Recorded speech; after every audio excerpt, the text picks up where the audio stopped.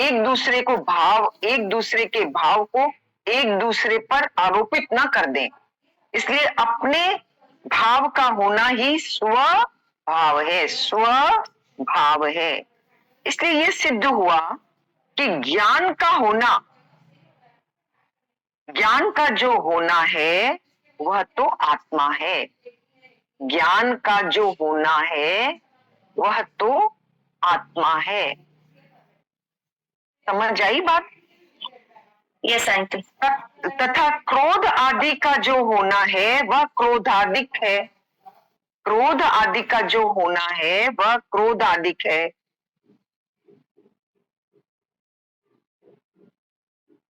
ऐसा होने से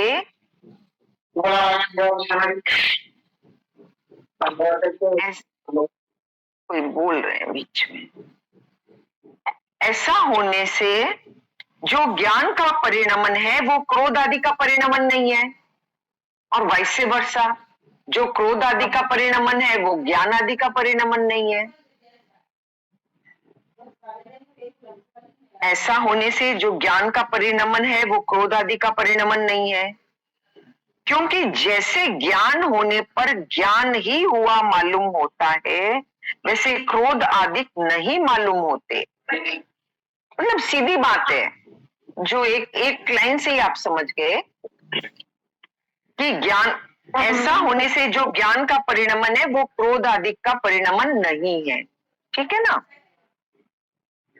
आगे बढ़ते हैं। जब आत्मा और आश्रवों में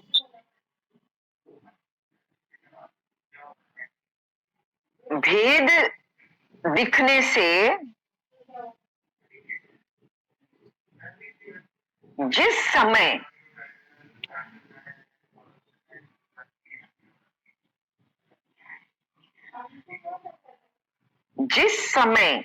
यह आत्मा भेद जानता है, जब आत्मा और आश्रवों में भेद दिखने से जिस समय यह आत्मा भेद जानता है, कौमा, उस समय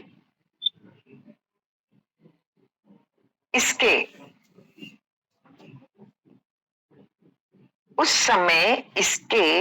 अनादिकाल से उत्पन्न हुई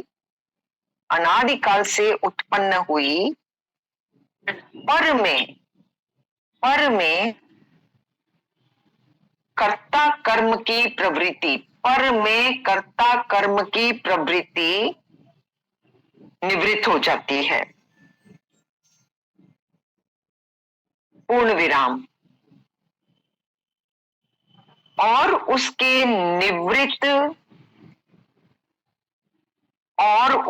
निवृत्ति होने पर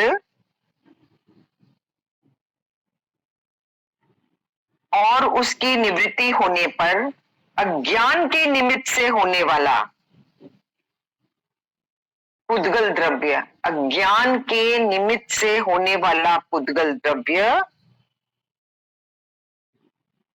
कर्म का बंध भी निवृत्त हो जाता है। यहां तक देखिए, बात समझ आई क्या? अज्ञान के निमित्त से होने वाला पुद्गल द्रव्य कर्म का बंध भी निवृत्त हो जाता है।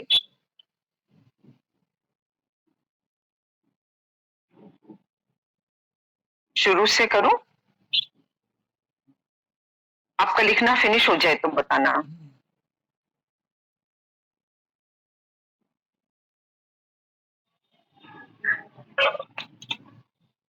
आंटी, ये क्रोध आदि का होना ही वह क्रोधादिक है। इसके बाद आप एक बार प्लीज रिपीट कीजिए ना। एक लाइन सिर्फ रिपीट करो। कौन सी है? इस लोक में वस्तु आदि का भाव, हाँ, इस लोक में वस्तु अपने स्वभाव मात्र में है और अपने भाव का होना ही स्वभाव है। इसलिए ये सिद्ध हुआ कि ज्ञान का जो होना है वह तो आत्मा है, और क्रोध आदि का जो होना है वह क्रोध आदिक है, वह क्रोध आदि है। मतलब वो विभाव आत्मा नहीं है, वो आत्मा नहीं है, क्रोध आदिक है। ऐसा होने से जो ज्ञान का परिणमन है वह क्रोध आदि का परिणमन नहीं है। ओके, यानी जो क्रोध आदि का जो परिणमन हो रहा है उसको अगर हम आत्मा मान ले रहे हैं तो वो ज्ञान का परिणमन हो जाए, तो वो तो है नहीं, दोनों ऑपोजिट। दोनों ऑपोजिट है। हाँ, ओके, ठीक है ना। देखो हाँ, आगे क्लियर हो जाएगा। जब आत्मा और आश्रमों में भेद देखने से, जिस समय आत्मा भेद जानता है, जिस समय आत्मा ये जान ले कि ये आत्मा है, आत्मा आत्मा है, क्रोधादिक है, या आश्रम आश्रम है, एक ही बात। आश्रम और आत्मा को अलग अलग मान लेना, उनमें भेद जान ले, उस समय इसके अनादिकाल से उत्पन्न हुई, अब इस आत्मा के क्या है, अनादिकाल से उत्पन्न हुई है। इसके क्या है, इस आत्मा के अनादिकाल से उत्पन्न पर में कर्ता कर्म की प्रवृत्ति, अनादिकाल से उत्पन्न हुई पर में कर्ता कर्म की प्रवृत्ति निवृत्त हो जाती है, मतलब उस प्रवृत्ति से छुट्टी हो जाती है। वो समझ जाता है भाई दोनों में कोई संबंध नहीं है, कोई इनको जोड़ो मत, ये बिल्कुल अलग अलग चीजें हैं। हम इनको जोड़ के ही सारे संसार को हम बढ़ाते हैं, बस इनका भेद ज्ञान करना है। कर्ता कर्म अच्छा, और उसकी निवृत्ति होने पर, इसकी यदि निवृत्ति हो जाए, किसकी निवृत्ति, के पर में कर्ता कर्म की प्रवृत्ति की निवृत्ति हो जाए, तो अज्ञान के निमित्त से होने वाला पुद्गल द्रव्य कर्म का बंध भी निवृत्त हो जाता है।